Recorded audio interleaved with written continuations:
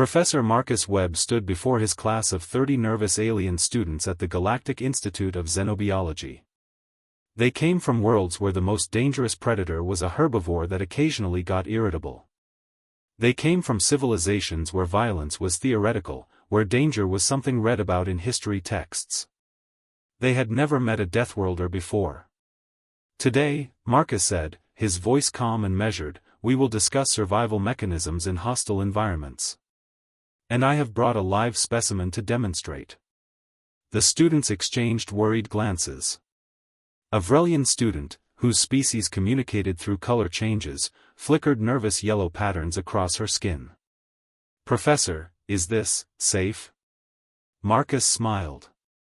Perfectly safe. For me. He opened a reinforced containment unit, and the classroom erupted in alarmed chirps, clicks, and hisses.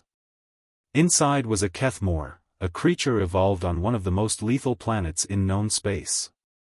It resembled a fusion of scorpion and viper, with venomous spines, razor-sharp mandibles, and an intelligence that bordered on terrifying. The containment field held it, but barely. The Kethmore, Marcus explained, is ranked in the top 5 most dangerous creatures in the explored galaxy. Venom lethal to most carbon-based life forms. Exoskeleton impervious to conventional weapons. Territorial aggression that makes it attack without provocation. He reached toward the containment field. Professor, no, a Quillic student screamed. It will kill you. Marcus deactivated the containment field. The Kethmore exploded forward with predatory fury, its mandibles snapping, its tail striking with the speed of a plasma discharge. The alien students shrieked, several attempting to flee. A Kethian professor monitoring the class moved toward the emergency shutdown. But Marcus was already moving. His reflexes were impossibly fast, not because of artificial enhancement, but because his body had evolved under gravity 1.7 times stronger than most habitable worlds.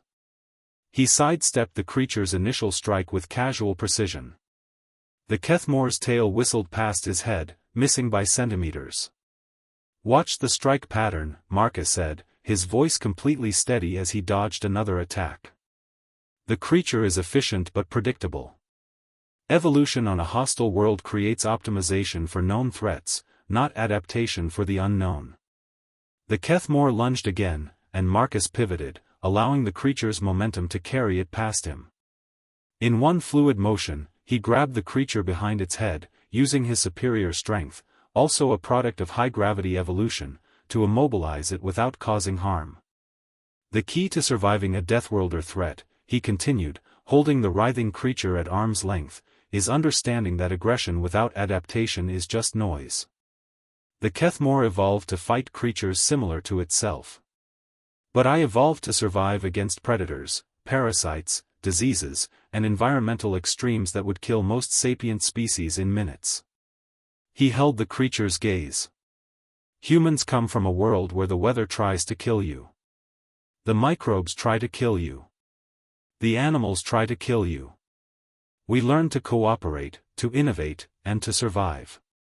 Every Deathworlder carries millions of years of evolutionary pressure in their DNA. Marcus set the Kethmore back into the containment field and reactivated it. The creature immediately stopped struggling and returned to its resting posture. Notice, Marcus said, the creature is not injured. Not harmed. I could have killed it a dozen times over, but I didn't. That's the distinction between being capable of violence and being defined by it. Humans are Deathworlders, but we choose restraint. The classroom had fallen into stunned silence. A brave Vrelian student finally spoke, her colors now a curious blue-green. Professor, if humans are so dangerous, why do they allow themselves to be teachers? Why not, conquerors? Marcus considered the question seriously. Because my species learned something crucial about survival: cooperation beats domination.